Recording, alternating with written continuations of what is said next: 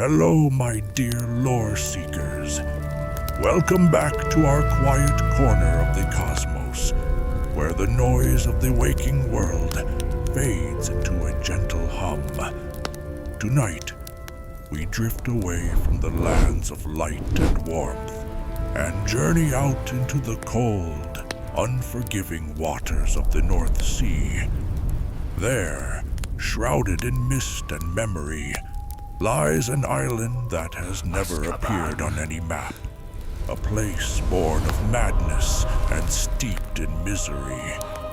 It is a name that, for centuries, was whispered only in fear, a synonym for despair itself. Settle in, calm your thoughts, and let the story unfold as we uncover the complete, chilling history of the fortress of Azkaban. From a dark sorcerer's private hell to the wizarding world's most infamous prison. Before we begin, if you find value in our stories, please take a moment to like and subscribe, or check out our Patreon link in the description below. Your support is what allows us to continue these journeys together. We appreciate it more than you know. And now, let's begin. Our story begins not with a prison, but with a place that should not have existed at all. In the vast and turbulent expanse of the North Sea, there is an island. It is a jagged tooth of rock, perpetually battered by gray, churning waves and shrouded in a bone-chilling mist that seems to cling to it like a shroud. This island, however, does not feature on any map, be it Muggle or wizarding. For centuries, its existence was a secret, known to only one soul, and its origins are as murky as the waters that surround it. Magical historians believe that the island itself was not a natural formation, or at least not entirely. It is thought to have been either created from nothing, pulled from the seabed by an immense feat of magic, or perhaps an existing insignificant rock was enlarged and twisted into its current, forbidding shape through powerful and dark enchantments. This act of magical geography was not intended to create a landmark, but to forge a sanctuary of absolute secrecy. The island was made unplottable, a profound magical state that renders a location utterly impervious to cartography. To be unplottable means that no map, no matter how detailed or magically imbued, can ever mark its position. It is a void in the known world, a place that, for all intents and purposes, does not exist to those who seek it on parchment. This was not the only layer of its defense. The island and the fortress built upon it were also cloaked in some of the most powerful concealment charms known to wizard kind, spells designed to hide its very presence from the senses, and for any unfortunate Muggle vessel that might stray too close, its shores were warded with potent, Muggle-repelling charms. These enchantments don't create a physical barrier. They work on the mind. A sailor approaching the island would suddenly remember a pressing engagement back on the mainland, a forgotten task that required their immediate attention, and would turn their ship around without a second thought, never knowing why, and never questioning the sudden urge to retreat. These layers of magical protection were not merely for security, they were a direct reflection of the mind that conceived them, They represented a desire not just for privacy, but for a total sociopathic isolation from the world. The creator of this place was not hiding from a threat.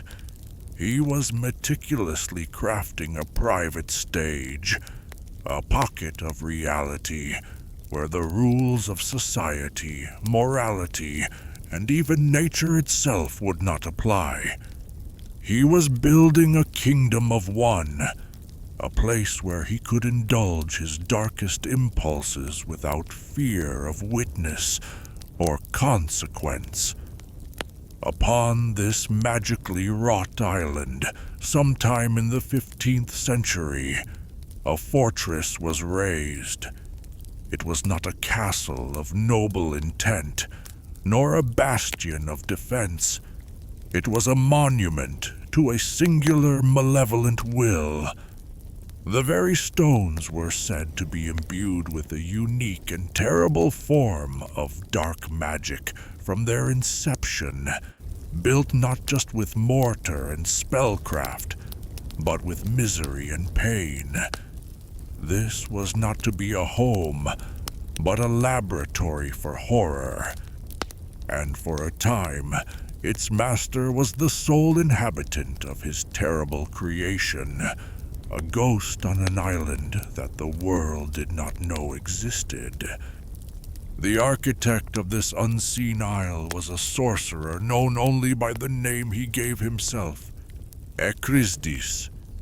His true name, his nationality, his entire history before arriving at this rock in the North Sea are all lost to time. No magical society, then or now, has ever wished to claim him as their own. What is known is that he flourished during the 15th century and was a wizard of almost unimaginable power, a practitioner of the most depraved and forbidden forms of the dark arts. Those few who have studied the fragments of his legacy believe him to have been utterly insane, a man whose magical genius was matched only by his bottomless cruelty. His power was of such a magnitude that some scholars speculate it could have rivaled that of the most infamous Dark Lords to come, Gellert Grindelwald and Lord Voldemort. Yet, unlike them, Ekrizdis had no grand ideology, no ambition for conquest or revolution. His evil was not political, it was personal, intimate, and practiced for its own sake.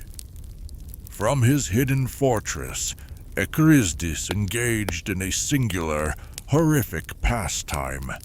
He would use his magic to lure muggles to his island, specifically sailors whose ships passed through the lonely stretches of the North Sea. He would conjure phantom lights or manipulate the weather, drawing them towards his rock like moths to a flame. Once they were shipwrecked upon his shores, he would capture them and drag them into his fortress.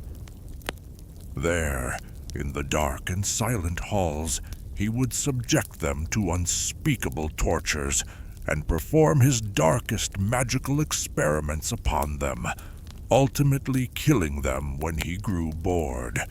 This was not for research, nor for the pursuit of power.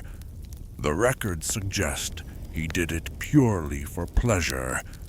He was, in essence, a magical serial killer, operating from a private, purpose-built abattoir, hidden from the eyes of the entire world. For years, perhaps decades, his reign of terror went completely unnoticed. He lived and died alone on his island, and it was only upon his death that the powerful concealment charms he had woven finally began to fade. As the magic weakened, the island began to bleed back into reality. The Ministry of Magic, alerted by some unknown magical disturbance, or perhaps by the sudden appearance of a new landmass where none had been before, sent a team of officials to investigate. What they found there scarred them for life. The investigators who set foot inside the fortress of Ekrizdis refused to a man to ever speak in detail of the horrors they had witnessed within those walls. The Ministry sealed all records of the expedition, burying the truth under layers of official secrecy. Only one chilling detail was ever allowed to become public knowledge. The fortress was infested with Dementors, and in the words of the official report, the Dementors were the least frightening thing they found there. This single statement speaks volumes about the nature of Ekrizdis' evil. Consider the Dementors, soul-sucking wraiths that feed on happiness and embody the very essence of clinical depression. They are creatures whose ultimate attack leaves a person as an empty, living shell, a fate widely considered to be worse than death. For something to exist within that fortress that was more terrifying than a swarm of these beings suggests a level of depravity that the wizarding world had never before encountered. It implies that Ekrizdis was not just killing his victims, he was deconstructing them, body and soul. Perhaps he was creating new, even more foul creatures, or twisting human life into forms that defied nature. The unspecified horrors of his fortress suggest that his personal cruelty had become so profound that it had permanently warped the fabric of reality on the island, leaving behind a legacy of pure, concentrated agony. Faced with this monument to evil, the Ministry was paralyzed. Many officials argued that such a malevolent place should be destroyed utterly, wiped from the face of the earth. But others feared the consequences. The Dementors that swarmed the island were already immensely powerful and impossible to kill. To destroy their home might unleash them upon the world, a tide of despair that could sweep across the mainland in a horrific act of revenge. Furthermore, experts in dark architecture and cursed locations warned that the fortress itself was no longer just a building. It had become a semi-sentient entity, steeped in so much pain and misery that it might actively retaliate against any who tried to demolish it. The Dementors, for their part, seemed determined to cling to the place, a habitat where they not only survived, but thrived. And so, fearing the unknown consequences of action, the Ministry chose inaction. The fortress was left abandoned for many years, a dark secret in the North Sea, home only to the ever-breeding swarms of Dementors that festered within its walls. The creatures that the Ministry investigators found so unsettling were, in fact, a direct consequence of the island's history. Dementors are not natural beings in the biological sense. They are immortal, meaning they were never truly alive to begin with, and therefore cannot be conventionally killed.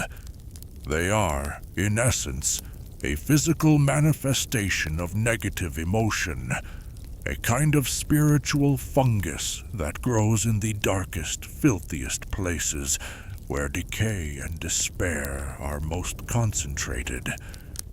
They are genderless and do not breed in the traditional sense. Rather, they multiply in environments saturated with misery. The fortress of Ekrizdis, a place where for decades countless souls had been subjected to the extremity of terror, pain, and hopelessness, was the perfect incubator. The Dementor infestation was not an invasion. It was a spontaneous generation. The psychic residue of Ekrizdis' atrocities given form, and a terrible, insatiable hunger. Their appearance is the stuff of nightmares. They are tall, skeletal figures, standing up to 10 feet high, completely concealed beneath dark, tattered cloaks. The only part of them typically visible is a pair of glistening, grayish, and scabbed hands, described as looking like something dead that has decayed in water. They glide silently, and their very presence leaches all warmth and light from the environment, creating an intense, unnatural cold that penetrates deeper than the skin, chilling the heart and soul. This cold is the physical symptom of their primary feeding mechanism. Dementors feed on positive human emotions. They drain peace, hope, and happiness from anyone in their vicinity, forcing their victims to relive the worst memories of their lives over and over again. This is why Harry Potter was so profoundly affected by them. His past contained the unique horror of witnessing his parents' murder, a memory of pure trauma that the Dementors could feast upon relentlessly.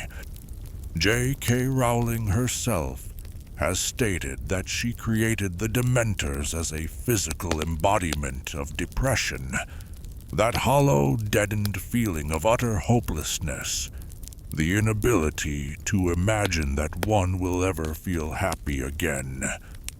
While this passive feeding is agonizing, the Dementors possess a far more terrible weapon, the Dementor's kiss. To perform it, a Dementor lowers its hood, revealing a face with no eyes, only empty sockets covered by thin, scabbed skin, and below that, a gaping, shapeless hole that serves as a mouth.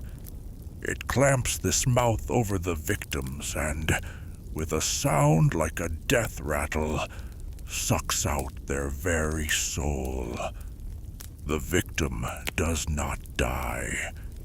Their heart and brain continue to function, but they are left as an empty shell, devoid of self, of memory, of consciousness. They simply exist, with no chance of recovery. It is a fate universally considered to be worse than death. These were the creatures that the Ministry of Magic found infesting the abandoned fortress. They were a self-sustaining ecosystem of misery, born from the island's dark past, and it was with these creatures that the Ministry would eventually make a terrible and fateful pact. For many years, the island of Azkaban remained a forbidden, quarantined zone. But in the early 18th century, the political landscape of the wizarding world shifted dramatically, forcing the Ministry of Magic to reconsider its policy of neglect. The pivotal event was the implementation of the International Statute of Secrecy in 1692. This landmark legislation forced the magical community into hiding, creating a strict separation from the Muggle world. This new reality posed a logistical problem for wizarding law enforcement. Prior to the statute, small magical prisons were scattered across the country, often located in various towns and villages. These were now deemed a major security risk. Any attempt by an incarcerated witch or wizard to break out, a common enough occurrence, often resulted in loud bangs, strange smells, and flashes of light, phenomena that were becoming increasingly difficult to explain away to suspicious Muggle neighbors. The Ministry concluded that a single, purpose-built, high-security prison was needed, located somewhere remote and far from prying Muggle eyes. Plans were even drawn up for a new facility to be built on a remote island in the Erisdis. However, these sensible plans were abruptly discarded in 1718 with the election of a new minister for magic, Damocles Rowell. Rowell was the second person to hold the office, and he came to power on a populist, hardline platform of being tough on Muggles. His rhetoric resonated with a significant portion of the wizarding community, who were still resentful at having been forced into hiding by the statute of secrecy. But beyond his politics, Rowell was described by those who knew him as an authoritarian with a sadistic nature. He was a man for whom cruelty was not just a tool of power, but a personal inclination. Upon taking office, Rowell immediately scrapped the plans for the new Hebridean prison and insisted on using the abandoned fortress of Azkaban instead. His proposal was met with significant opposition. Experts on both Dementors and buildings with dark magical histories warned him against it, arguing that the place was fundamentally evil and that harnessing Dementors was a dangerously unpredictable course of action. But Rowell was resolute. He saw the Dementors not as a terrifying infestation to be managed, but as a distinct advantage. He argued that using them as guards would save the Ministry immense time, trouble, and expense. They would require no payment, no rest, and their very presence would be the ultimate deterrent to escape. Rowell's plan was carried out, and soon a steady trickle of prisoners began to be sent to the island fortress. With this decision, the Ministry of Magic entered into a dark and symbiotic pact. It was a Faustian bargain, born of political expediency and personal cruelty. The Ministry, for the sake of convenience and cost-cutting, knowingly and willingly handed its prisoners over to soul-destroying creatures. In return for a constant, reliable supply of human souls on which to feed, the Dementors would serve as the infallible guardians of the wizarding world's new prison. This act was not merely a poor policy decision. It was a moment of profound institutional corruption. The Ministry did not create the evil of Azkaban, but under Damocles Rowell, they sanctioned it, weaponized it, and built their entire system of high-security justice upon its miserable foundations. It was a compromise that would define wizarding justice for the next 2.5 centuries, and a dark pact that would inevitably come back to haunt them in the most catastrophic way imaginable. The reality of life within the newly established prison of Azkaban was more horrific than even its opponents could have imagined. The moment a prisoner arrived, They were overwhelmed by the sheer concentration of Dementors. The air was perpetually cold, a deep, soul-searing chill that no fire could warm. Hope, happiness, and every good feeling were systematically drained away, leaving only a hollow void filled with the ceaseless replay of one's worst memories. Prisoners were driven to madness within weeks, sometimes days. They would scream in their cells for hours on end, lost in their own personal hells, until they lost their voices and eventually their minds.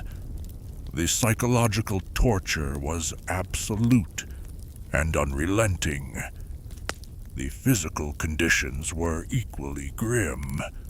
While the exact layout is not detailed in official records, it is understood that prisoners were kept in solitary cells, cut off from all human contact. There were no amenities, no comforts, and certainly no provisions for hygiene.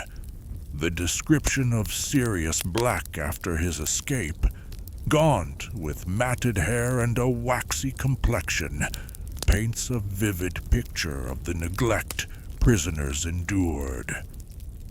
Food and water must have been provided to keep them physically alive, but it was the bare minimum. The primary function of Azkaban was not to contain criminals, but to break them, to reduce them to something less than human. The despair was so total, so all-consuming, that many prisoners simply gave up. They would stop eating, waste away in their cells, and die of pure hopelessness.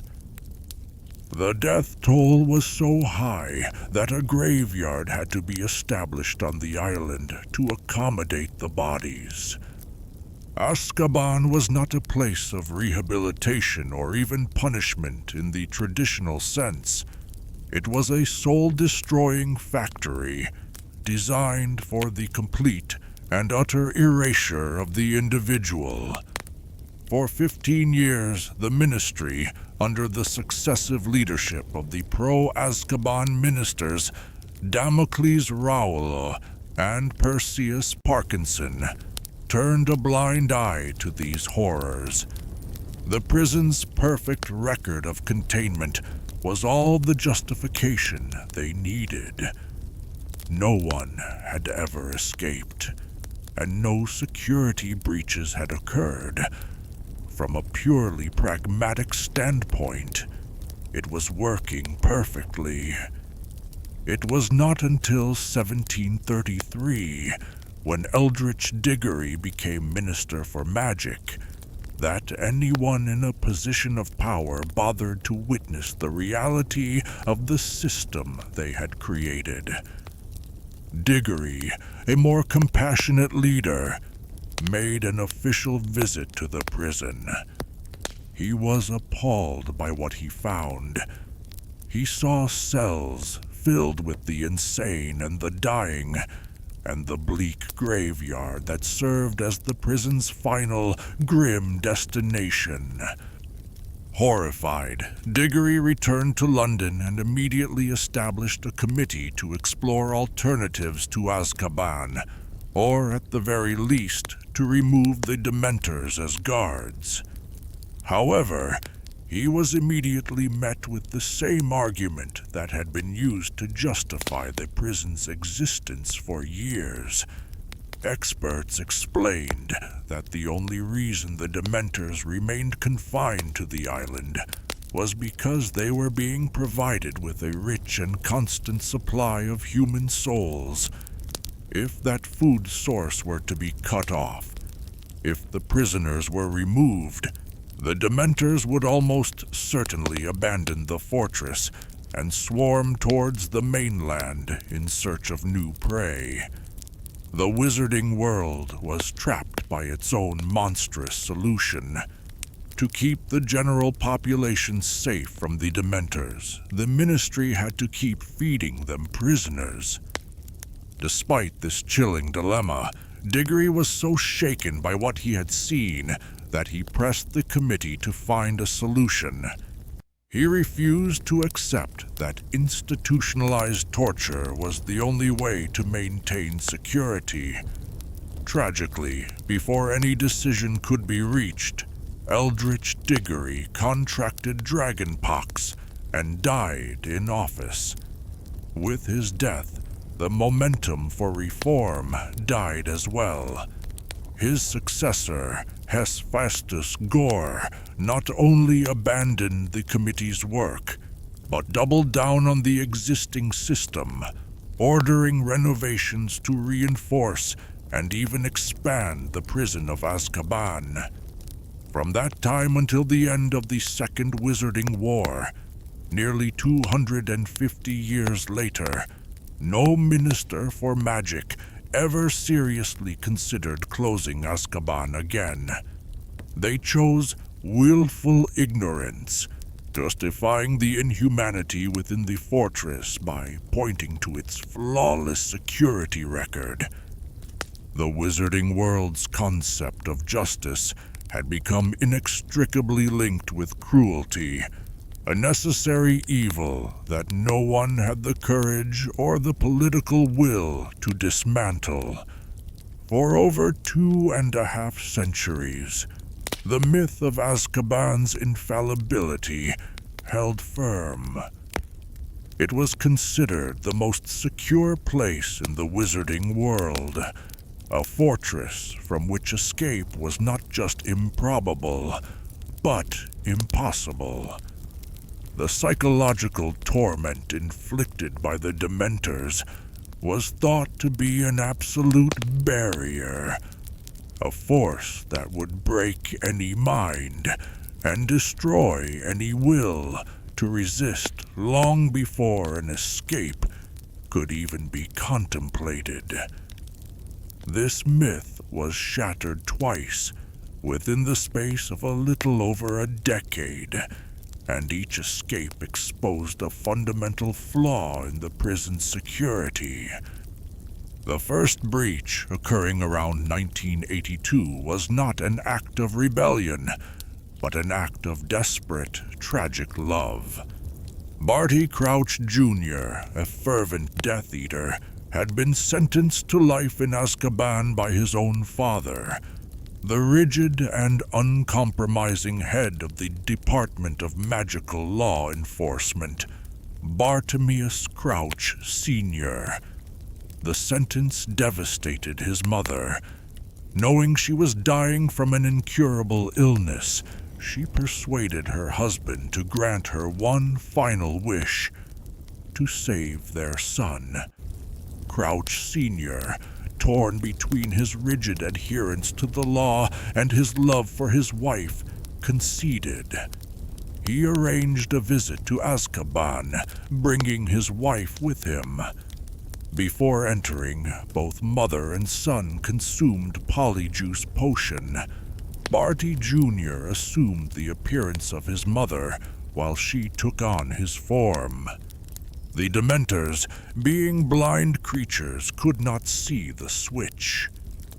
Their perception is based on emotion and the presence of souls. They sensed one healthy person and one dying person entering the cell, and later they sensed one healthy person and one dying person leaving.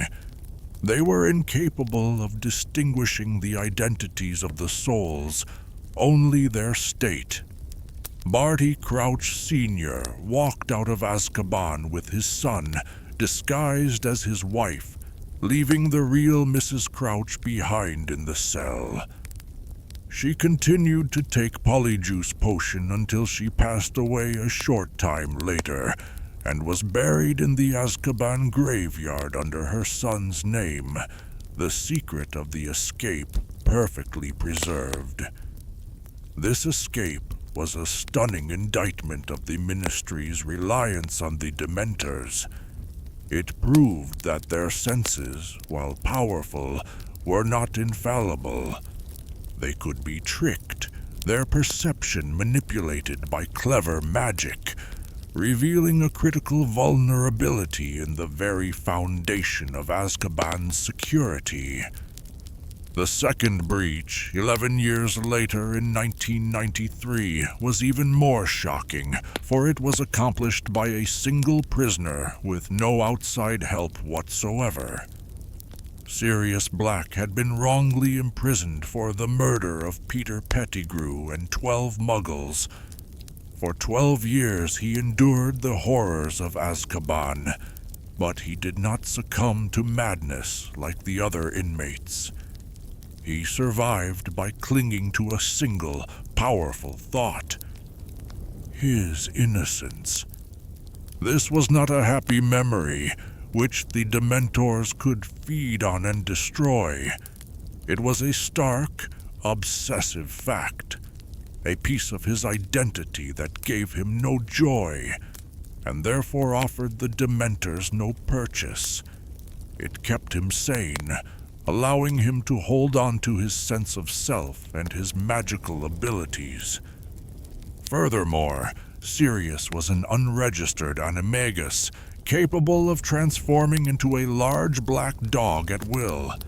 He discovered that when he assumed his animal form, the Dementors' influence lessened considerably.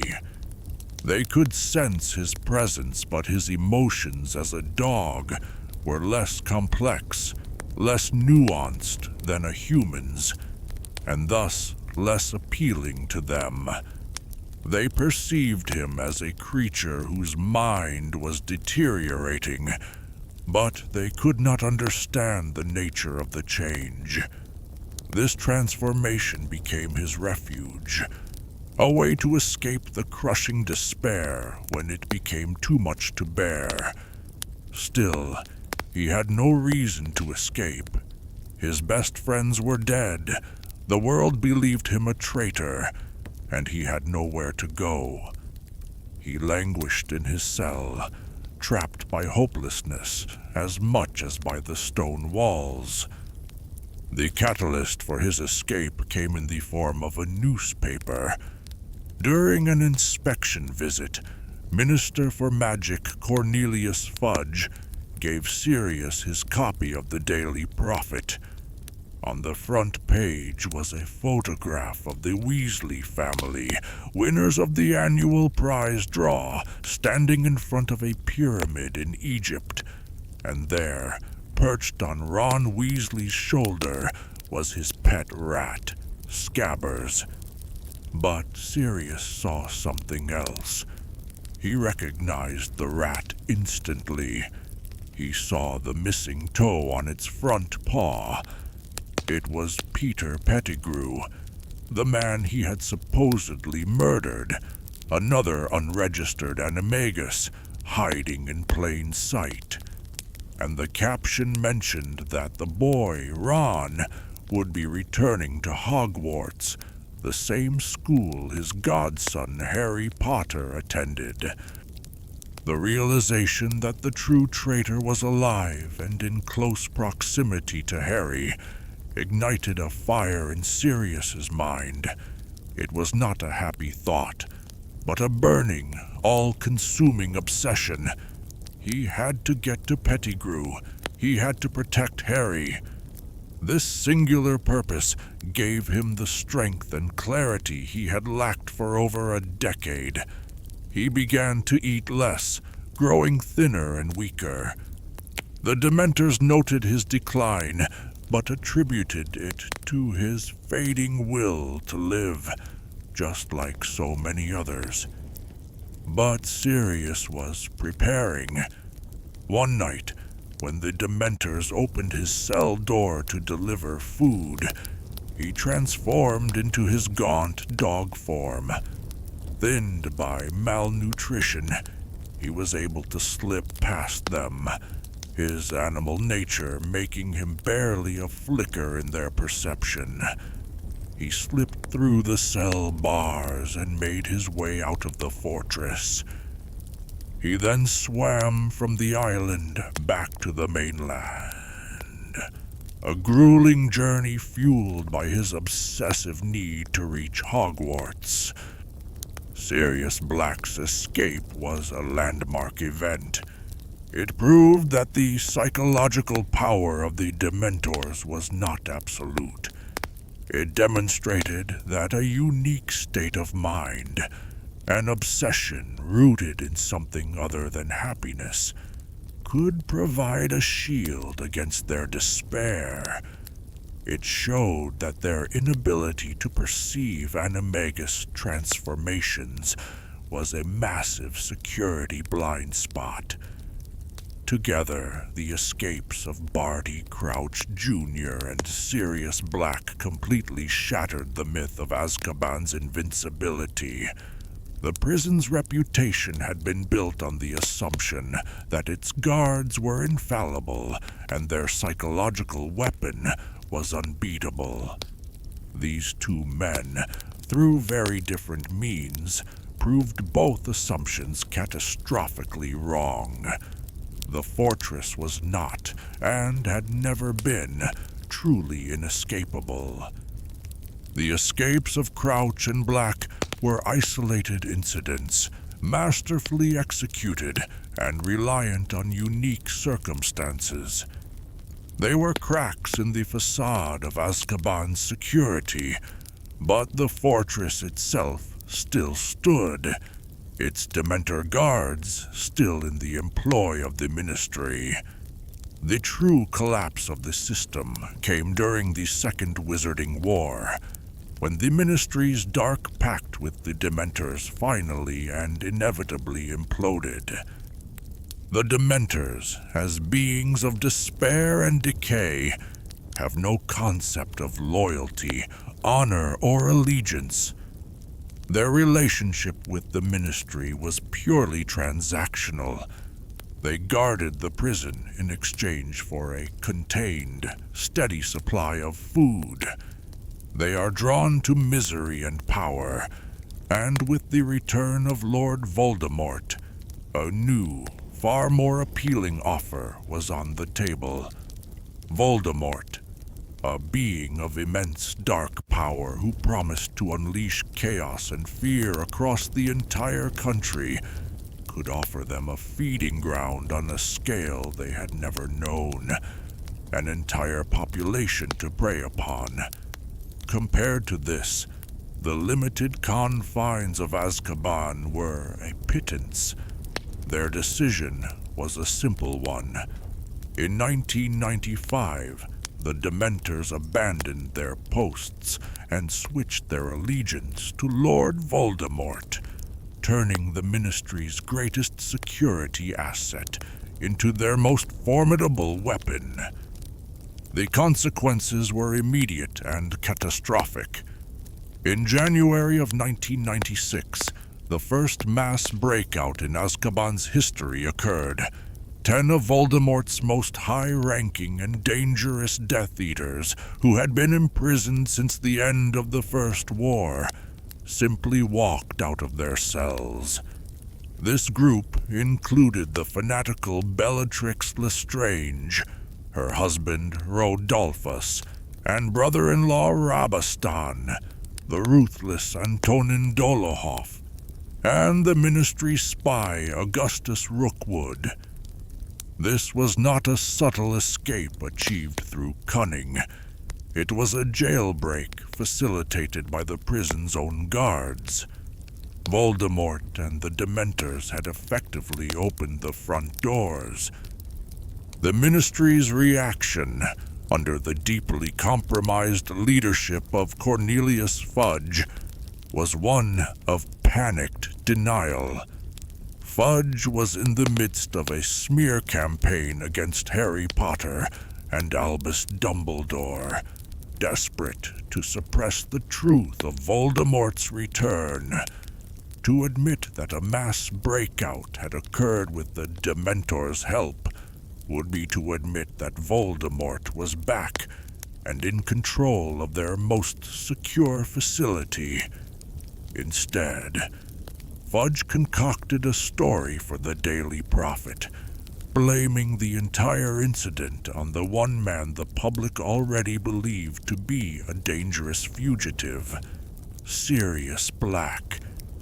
He claimed that Sirius, as the first person to ever break out, must have helped the others follow in his footsteps, and that the escaped Death Eaters had likely rallied around him as their new leader. It was a desperate piece of political propaganda, designed to deflect blame and maintain the illusion that the Ministry was in control. The deception did not last. A year and a half later, in the summer of 1997, after Voldemort had openly taken over the Ministry, a second, even larger mass breakout occurred.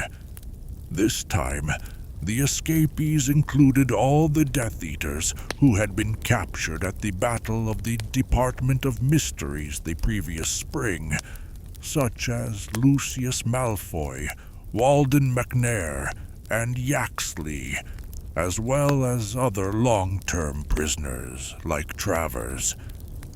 This breakout was not even reported to the public. The Ministry, now a puppet regime for the Dark Lord, simply hushed it up, quietly releasing Voldemort's followers back into his service. Azkaban had completed its transformation. It was no longer a prison of the Ministry of Magic. It had become a revolving door for Death Eaters, a recruitment and staging ground for Voldemort's army. The Faustian bargain, struck by Damocles' roll 2.5 centuries earlier, had reached its logical and disastrous conclusion. The Ministry had built its justice system on a partnership with creatures of pure evil, believing they could control them for their own ends. The moment a more powerful, more promising master emerged, that control was revealed to be an illusion. The very creatures they had used to terrorize their prisoners had turned on them, and the walls of Azkaban, once a symbol of the Ministry's unyielding power, now stood as a monument to its catastrophic failure. Following the Battle of Hogwarts and the final defeat of Lord Voldemort, the wizarding world was left to rebuild not just its cities and its government, but its very soul. The Ministry of Magic had been corrupted from within, its institutions twisted to serve a tyrannical regime. A new leader was needed, one who could cleanse the rot and restore integrity to the magical government. That leader was Kingsley Shacklebolt. A highly respected and capable Auror, Kingsley had been a key member of the Order of the Phoenix, fighting against Voldemort from the very beginning. He was a man of immense courage, calm confidence, and unwavering moral principle. Immediately following the battle, he was appointed as the interim minister for magic, a position that was soon made permanent by a grateful wizarding community. Kingsley embarked on a revolutionary program of reform, determined to root out the prejudice and corruption that had plagued the Ministry for so long. One of his first and most profound acts was to address the dark legacy of Azkaban. For centuries, Albus Dumbledore had argued that the use of Dementors as prison guards was a mark of the Ministry's underlying corruption, a barbaric practice that had no place in a just society. Kingsley, who had fought alongside Dumbledore and shared his philosophy, agreed completely.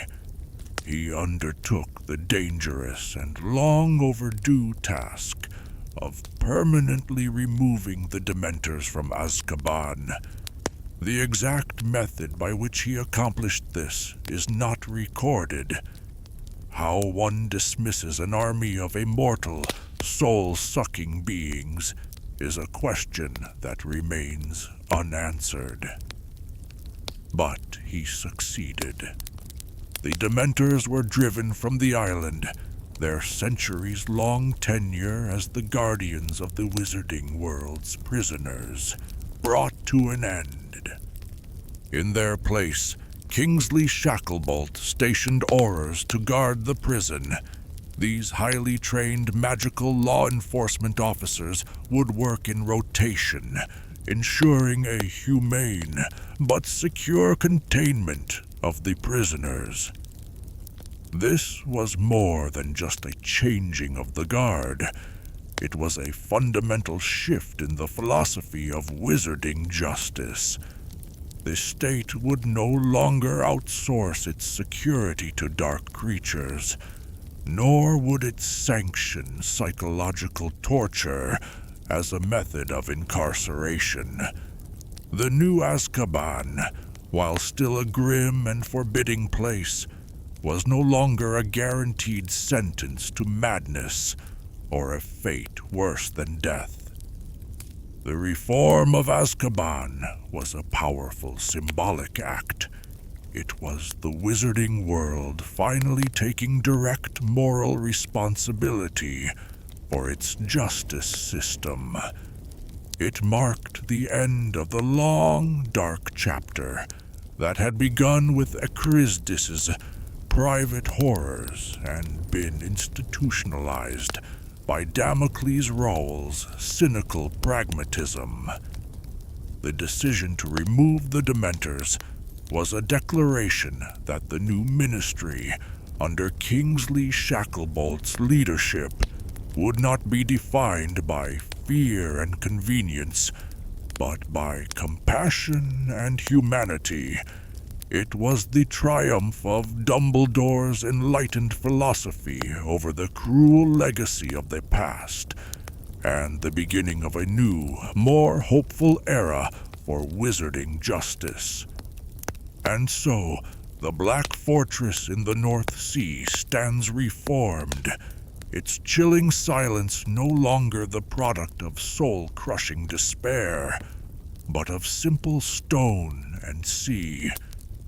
Its story is a long and brutal one, a testament to the shadows that can fester when fear and convenience are allowed to dictate justice. From the unplottable laboratory of a mad sorcerer, it became a convenient dumping ground for a ministry that chose to bargain with evil. For centuries, it stood as a symbol of absolute security, a myth built on the broken minds of its inmates, until the very creatures that gave it its fearsome reputation turned against their masters, revealing the catastrophic folly of their pact. The final cleansing of Azkaban represents more than just a prison reform. It is the wizarding world's painful, belated moral maturation, an acknowledgement that a just society cannot be built upon a foundation of institutionalized torture. Its scarred stones remain a permanent cautionary tale, a reminder of the long, dark journey from cruelty to compassion. Thank you for journeying with me through this dark chapter of wizarding history. I hope your dreams are peaceful and your rest is deep.